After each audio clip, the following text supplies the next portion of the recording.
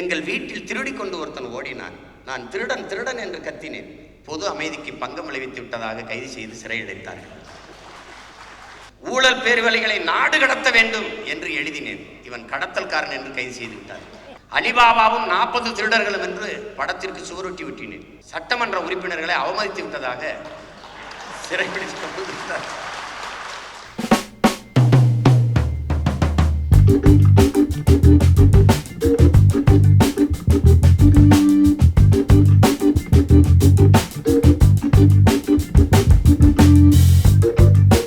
நான் ஐயா கவிக்கோ அவர்களை படித்தது, வாசித்தது, நேசித்தது, இது எல்லாவற்றையும் விட என் அண்ணன் அறிவுமதி அவரிடத்தில் இருந்த ஐயாவை பற்றி தெரிந்து கொண்டதுதான் அதிகம். நாங்கள் திரையுலகிற்காக அதில் சேர்ந்து பணியாற்றுவதற்காக வந்து போராடி கொண்டிருந்த காலங்களில் சென்னை ஹபீபுல்லா சாலையில் 72 என்ற எண்ணுண்ட அந்த அறையில் நான், என்னுடைய தம்பி முத்துக்குமார், என் அருமை சகோதரன் செல்வபாரதி, மதிப்பிற்குரிய கவிஞர் பழனி பாரதி, என்னுடைய அன்பிற்கினிய தங்கர் பச்சான், தம்பி தபு சங்கர், என் அன்பு நண்பன் சுந்தர்சி, இப்படி எல்லோரும் அங்கு கூடியிருப்போம். எங்களை பெற்ற தாய் கூட எங்களுக்கு பசிக்குமே என்று அந்த உரிய நேரத்தில் உணவு தந்திருப்பாளா என்று தெரியாது. ஆனால் என் அண்ணன் அறிவுமதி ஒரு ஆண் தாயாக இருந்து எங்களை எல்லாம் உணவும் ஊட்டி தமிழ் உணர்வும் ஊட்டி வளர்த்தார். அந்த ஆண் தாய்க்கு தாயாக இருப்பவர் நம்முடைய மதிப்பிற்குரிய ஐயா கவிக்கோ அவர்கள். எனவே என்னுடைய தாய்க்கு தாயாக இருக்கிற உங்களை நான் வாழ்த்துவது என்பதை விட வணங்குவது மிகச்சிறப்பாக இருக்கும். ஒரு மனிதன் தனக்காக, தனது குடும்பத்திற்காக உழைக்க தொடங்குகிற போது அவன் மனிதனாகிறான். அதை போலவே தான் பிறந்த சமூகமும் வாழ வேண்டும் என்று உழைக்க தொடங்குகிற போது அவன் மாமனிதனாகிறான் என்கிறான் மார்க்ஸ். தடம் பார்த்து நடப்பவன் மனிதன், தடம் பதித்து நடப்பவன் மாமனிதன் என்கிறான் வாழும் புரட்சியாளர் ஃபிடல் காஸ்ட்ரோ. நான் எங்கள் ஐயா கவிக்கோ அவர்களை தடம் பதித்து நடந்து கொண்டிருக்கிற ஒரு மாமனிதராக பார்க்கிறேன். ஒரு கவிஞன் என்பவன் வெறும் கனவுகளிலும் கற்பனைகளிலும் மிதப்பவனாக இருக்க முடியாது. சக மனிதனின் கண்ணீரையும் கவலைகளையும் சுமப்பவனாக இருக்க வேண்டும். அவரே சொல்கிறார், என்னுடைய கண்ணீர் தான் என் எழுதுகோளின் வழியை சிந்துகிறது, அதைத்தான் இந்த உலகம் கவிதை என்கிறது என்று சொல்கிறார். அப்படி என்ன ஐயாவிற்கு கண்ணீர்? இந்த இன மக்களை, இந்த மண்ணின் மக்களை, இந்த சமூகத்தை அவர் பார்க்கிற போது, நேசிக்கிற போது, இந்த மக்கள் படுகிற துன்பங்களை, துயரங்களை, வேதனைகளை, காயங்களை எல்லாம் பார்க்கிற போது வருகிற அந்த கண்ணீர் தான் அவர் சொல்லுகிற அந்த கண்ணீர். பாம்பு, அவர் சொல்லுகிறார், தன் நஞ்சை மாணிக்கமாக்கும் பாம்பு தான் என் கவிதை என்று சொல்லுகிறார். ஓசோ சொல்லுகிறார், என்னால் முடிந்தவரை விதைக்கிறேன், முளைக்கிற விதை முளைக்கட்டும் என்று. ஆனால் எங்கள் ஐயா விதைத்த விதைகள் அத்தனையும் முளைத்திருக்கிறது என்றுதான் சொல்ல வேண்டும். விதைத்தவன் உறங்கினாலும் விதை உறங்காது என்று ஃபிடல் காஸ்ட்ரோ சொல்லுகிறார். ஆனால் விதைத்தவன் இருக்கிறான், விதைகள் முளைத்து முளைத்து விருட்சமாய் வந்து கொண்டே இருக்கிறது. வெறும் காதலை பாடுவது, கற்பனையில் மிதைப்பது மட்டுமல்ல, காதலையும் பாடுகிறார், தத்துவத்தை பாடுகிறார், இந்த சமூக அவலங்களை சாடுகிறார். ஆனால் நமக்கு படிக்கும்போது நம்மை உசுக்கும் சில கவிதைகள். இந்திக்கு இங்கு ஆதிக்கம், எல்லோரும் வாருங்கள் நாட்டினீரே, செந்தமிழுக்கு ஒரு தீங்கு வந்த பின்னும் இந்த தேகம் இருந்து ஒரு லாபம் உண்டோன்னு பாடுறான் புரட்சி பாவலன். அந்த எழுச்சி பார்க்கலாம். எழுச்சி விட்டு வந்த எண்ணற்ற பேர் 840க்கு மேலான மொழிப்போர் மறவர்கள். என் அன்பிற்குரியவர்களே, நாளை என் தாய்மொழி சாகுமானால், செத்து போகுமானால், இன்றே நான் இறந்து போவேன் என்கிறான் அவாமொழி கவிஞன் ரசூல் ஹம்சத். நாளை சாகுமானால் நான் இன்னைக்கு செத்து போவேன் தான் சொல்றான். ஆனால் இந்தி திணிப்பால் என்னுயிர் தாய்மொழி தமிழ் மொழி அழிந்து விடுமோ என்று இறந்தவர்கள் மொழிப்போர் மறவர்கள் எண்ணற்ற பேர். ஒரு கவிஞரின் எழுச்சிப்பா உசுப்புது. ஓடாத மானும் போராடாத இனமும் வாழ்ந்ததாக வரலாற்றில் செய்தி இல்லை என்று என் அண்ணன் ஈழத்து பாவேந்தன் புதுவை ரத்தனதுரை பாடுகிறார். அப்படி போராடாத இனம் வாழாது என்று போராட வந்த மான மறவர்கள் ஈழ நிலத்தில் மாவீரர்களாக புதைந்தது மட்டும் 50,000 பேருக்கு மேல். அப்படி ஒரு கவிதை உசுப்புமா எழுப்புமா என்றால் நிச்சயமாக எழுப்பும். நமது கவியரசு வைரமுத்து அவர்கள் சொல்லுகிறார்கள், ஒருவனுக்கு தன் காதலியை பிரிந்து போவது, பெற்ற தாய் தந்தையை பிரிந்து போவது, உற்றார் உறவினர்களை பிரிந்து போவது, சம்பாதித்த பொருள்களை எல்லாம் விட்டு பிரிந்து போவது, இது எல்லாவற்றையும் விட பெரிய சோகம் தான் பிறந்த மண்ணை விட்டு பிரிந்து போவதுதான் என்று சொல்லுகிறார். அது தாய் மண்ணை விட்டு பிரிந்து போனவனுக்கு தான் அந்த வழி தெரியும், அந்த வேதனை தெரியும். வெறும் மண் என்று பார்க்க முடியாது. அது ஒரு தேசம், அது தேசம், அது நமது தாய். அந்த மண்ணை பற்றி நமது கவிக்கு அவர்கள் பாடியதை படிக்கிற போது அந்த வழியை சுமந்து நிற்கிற பிள்ளைகள் நமக்கு அது நன்கு உணர முடிகிறது. அந்த கவிதை, உயிர்களின் கருப்பை நான், சமாதியும் நானே, குறிஞ்சி என் கொங்கை, முல்லை என் கூந்தல், மருதம் என் மணிக்கரம், நெய்தல் என் சேலை, பாலை என் வேநீர்கால வியாதி. உங்கள் தாய் 10 மாதம்தான் உங்களை சுமக்கிறாள், நானோ ஆயுள் முழுதும் சுமக்கிறேன். பெற்றவளே உங்களை பிணம் என்று ஒதுக்கிய போது என் வயிறு உங்களை ஏற்றுக்கொள்கிறது.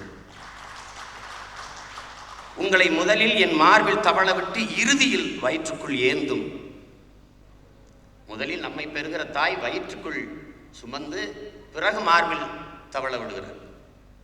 ஆனால் பூமி தாய் சொல்லுகிறார், முதலில் உங்களை என் மார்பில் தவள விட்டு இறுதியில் வயிற்றுள் ஏந்தும் நான் உங்கள் தாயின் எதிர்ப்பதம் என்று பாடுகிறார். நான் உங்கள் தொட்டில், உணவூட்டும் வட்டில், கடைசியாக நீங்கள் தூங்கும் கட்டில் என்று பாடுகிறார் மண். ஆனால் நிகழ்காலத்தில் இன்னைக்கு என்ன நடக்குது? நெல் விளைந்த வயல்கள் எல்லாம் கல் விளைஞ்சி நிற்குது. எங்கு பார்த்தாலும் நிலத்தை விற்கிற கூறு போடுற வேலை. விளைநிலங்கள் இருப்பதே மிக கொஞ்சம். அதை உள்நாட்டு பழி வெளிநாட்டு பெரும் முதலாளிகள் கூறு போட்டு விற்கிறதை பார்க்க கதறோம். ஆற்று மணலை அல்லாதீர்கள், அரை அங்குலம் ஆற்று மணல் உருவாவதற்கு 100 ஆண்டுகள் ஆகும் என்கிறது ஆய்வு. மனித உடலுக்கு தோல் போன்றது ஆற்றுக்கு மணல். உலகின் மிகச்சிறந்த நீர் வடிகட்டி மணல். அதை போல நீரை சேமித்து வைக்கிற ஆற்றல் கொண்டது எதுவுமே இல்லை. அந்த மண்ணை அள்ளிவிடாதீர்கள் என்று கெஞ்சுகிறோம். சோரை திங்கலாம், இங்குள்ள பாவிகள் எங்கள் ஆரையை தின்று விட்டார்கள். அருமை மக்களே, 32 ஆறுகளும் செத்துப்போம். ஆற்றின் கரையோரம், ஆற்றில் தான் நாகரிகம் தோன்றியது என்கிறார். ஆரே இல்லை. ஆற்றின் கரையோரங்கள் வறண்ட நில தவறமான பனையே கழுத்து முறிந்து செத்து கிடக்கிறது என்றால் என்ன நீர்வளம் இருக்கிறது என்பதை அறிவார்ந்த எமது மக்கள் புரிந்து கொள்ள முடியும். அந்த மண்ணை காக்க, நேசிக்க, போராட வேண்டும் என்கிற எண்ணத்தை இந்த மண் கவிதை ஒவ்வொரு தமிழ் பிள்ளைக்குள்ளும் விதைக்கிறது. எனக்கு விதைத்தது. அதை போல அவர் சொல்லுகிறார், நீங்கள் என்னை காலால் மிதிக்கிற போது நான் பெருமை அடைந்தேன், மண் சொல்லுது. ஆனால் அதே மணலை கொண்டு பிச்சை பாத்திரம் செய்து நீங்கள் பிச்சை எடுக்கிற போது நான் அவமானப்பட்டேன் என்று சொல்லுகிறேன். நீங்களே பார்க்கிறீர்கள், இந்த தேசத்தில் என்ன இருக்கிறது? ஆறுதலால் காயங்கள் ஆறாது, அழுவதனால் எதையும் அடைந்து விட முடியாது, தூறல்களால் பயிர்கள் விளையாது என் தேசத்தை நாசமாக்கிய ஒரே சொல் இலவசம் என்று ஐயா குன்றக்குடி அடிகளார் பாடுகிறார். ஈக்கும் எறும்புக்கும் இரையாக இருக்கட்டும் என்று அரிசி மாவிலை கோலம் போட்ட அன்னை தமிழ் சமூகம், கோட்டை கட்டி வாழ்ந்த ஒரு இனம். எல்லோரும் வாசலிலே நாயை கட்டினார்கள். இவன் வருவர் போவரெல்லாம் இருந்து விருந்து உண்டு ஓய்வெடுத்து செல்ல வேண்டும் என்று திண்ணையை கட்டினான். இவ்வளவு பெருமைக்குரிய ஒரு இனம் போனஸ், சலுகை, மானியம், நிவாரணம், இலவசம், இந்த 5 திட்டங்களை தவிர எதையுமே காதில் கேட்டதில்லை. சீமான் பிச்சை எடுத்து கையேந்தினால் பிச்சை, என் மொத்த இனமும் சேர்ந்து கையேந்தினால் இலவசம். என் அன்பு மக்களே, இதுதான் இன்றைய எனது இன மக்களின் நிலை. நீங்கள் என்னை மிதித்தீர்கள், நான் பெருமை அடைந்தேன். ஆனால் என்னையவே ஒரு மண்ணாக்கி, நீ ஒரு மண் சட்டியாக்கி கையேந்தி பிச்சை எடுக்கிற போது அவமானப்பட்டேன் என்று மண், என் தாய் மண் வருத்தப்படுது என்று பாடுறார். அவர் சொல்றார், நீங்க என்னை கீறினீர்கள், சோறு தருகிறேன். என்னை காயப்படுத்தினீர்கள், பால் ஊட்டுகிறேன். உழுதான் உழவன், அது சோறாச்சு. பள்ளம் தோண்டின, கிணறு தோண்டின, காயப்படுத்தினான், நான் உனக்கு நீர் ஊட்டினேன், பால் ஊட்டினேன் என்று சொல்றேன்.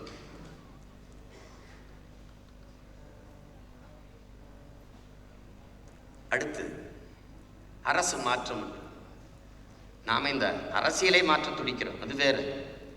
இங்க ஆளுதான் ஆட்சி தான் மாறுமே ஒழிய, ஆள் தான் மாறுமே ஒழிய ஆட்சி மாறாது. ஏன்னா அந்த அமைப்பு தப்பு. லஞ்சம் ஊழல் இல்லாத நிர்வாகத்தை இந்த நாட்டில் நீங்க பார்க்க முடியாது. லஞ்சம் தேசியமயமாக்கப்பட்ட தேசத்தின் மக்கள் நாம். ஐயா, இவர் லஞ்சம் வாங்குறார், இவர் ஊழல் செய்கிறார், நடவடிக்கை எடுங்கள் என்றால் அவருக்கு கொஞ்சம் லஞ்சம் கொடுத்தால் தான் நான் நகர்வார்.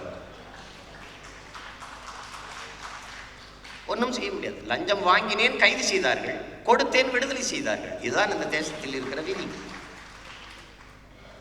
அந்த அரச மாற்றத்தை ஐயா பாடுகிறார். பிள்ளை வேண்டும் என்று பெண்கள் அரசை சுற்றியது அக்காலம், பிள்ளை வேண்டாம் வேண்டாம் என்று அரசு அவர்களை சுற்றுவது இக்காலம். குடும்ப கட்டுப்பாடு வந்தபோது அதை பற்றி பாடுகிறார் ஐயா. பிறகு எல்லா கட்சிகளும் எல்லாரும் பேசுவது நாட்டில் சட்டம் ஒழுங்கு சரியில்லை, சட்டம் ஒழுங்கு கெட்டுப்போச்சு, சட்டம் ஒழுங்கு கெட்டுப்போச்சு என்று பேசுவதை நாம் பார்க்கிறோம். அந்த சட்டம் ஒழுங்கை பாடுகிறார் ஐயா, பாருக்குள்ளே நல்ல நாடு என்று. அவர்களை சிறையில் சந்தித்தேன், என்ன குற்றம் செய்தீர்கள் என்று கேட்டேன். ஒவ்வொரு இடத்துலையும் கேட்கிறார். ஒருத்தர் சொல்றார், எங்கள் வீட்டில் திருடி கொண்டு ஒருத்தன் ஓடினான், நான் திருடன் திருடன் என்று கத்தினேன், பொது அமைதிக்கு பங்கம் விளைவித்து விட்டதாக கைது செய்து சிறையடைத்தார்கள். இதைவிட ஒரு சமூக சாடல், இதைவிட ஒரு இந்த அவலத்தை எடுத்து சொல்வதற்கு ஒரு கவிதையை எவராலும் எழுத முடியாது. அடுத்து, உனக்கு என்ன பிரச்சனை, நீ ஏன் உள்ள வந்த? அவன் சொல்றான், உன் வருமானம் என்ன என்று கேட்டாங்கள், எவ்வளவு என்று கேட்டார்கள். நான் வேலையில்லா பட்டதாரி என்று, நான் வருமானத்தை மறைக்கிறேன் என்ற குற்றத்திற்காக என்னை சிறைபிடித்திருக்கிறார்கள் என்று அவன் சொல்றான்.